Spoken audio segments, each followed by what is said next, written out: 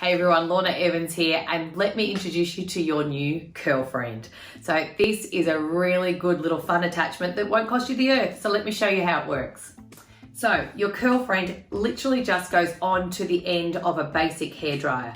Now have a look up here at the hairdryers that it does not fit. So make sure that your hairdryer is right for the curl friend. It really just simply sits on to the end of the hairdryer. So pop it onto the end of the hairdryer and just push it up just to make sure that that's really nice and secure before you then start to work on it. Let me show you a hairdryer that I have got here that it doesn't work on. So let me show you hairdryers that it doesn't work on. This is my Glam Pump, my favorite hairdryer, but the nozzle is actually too narrow to pop on your curl friend.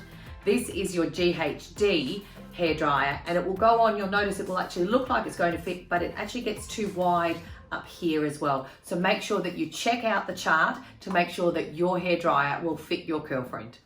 So some hot tips to make sure that your curls hold. Make sure you pop some product into the hair. So on wet hair we have, depending on the hair type, finer hair I love a mousse, and thicker hair I would go for a blow and set lotion. I've gone through and just really roughly in 4 sections with all this hair, blow dried in big sections, just using the Time Saver brush. But I haven't dried it all the way through. The hair is actually still damp. So we've got the product in there and we've just dried it till it's damp. So don't be working on really wet hair. We want to be starting on just about 80% dry. Okay, so I've just taken my first section and you can see I've gone probably around about an inch wide section. Just going to use my big tail comb, take my piece of hair and drag it out from the head. I'm then going to take my curl friend, and you can see that there is an arrow. So just making sure that you're looking at what the arrow is on your curl friend and make sure that that's where the hair is actually going to be and going in that direction. So we're coming under. So I'm going to turn on my hairdryer. When I turn my hairdryer on, I'm going to be on high heat.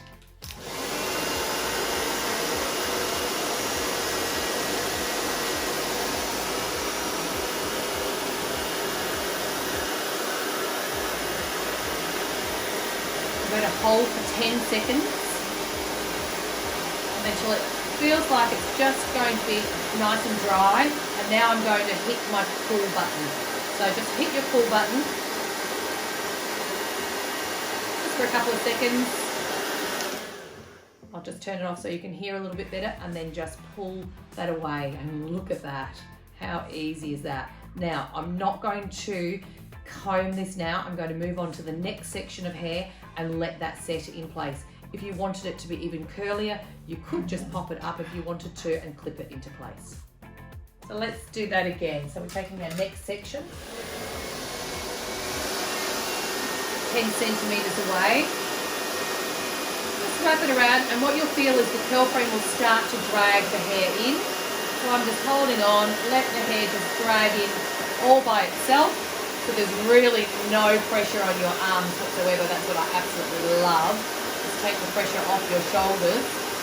Make sure that the hair is then dry. So you're holding for about 10 to 20 seconds before you then hit that pull button.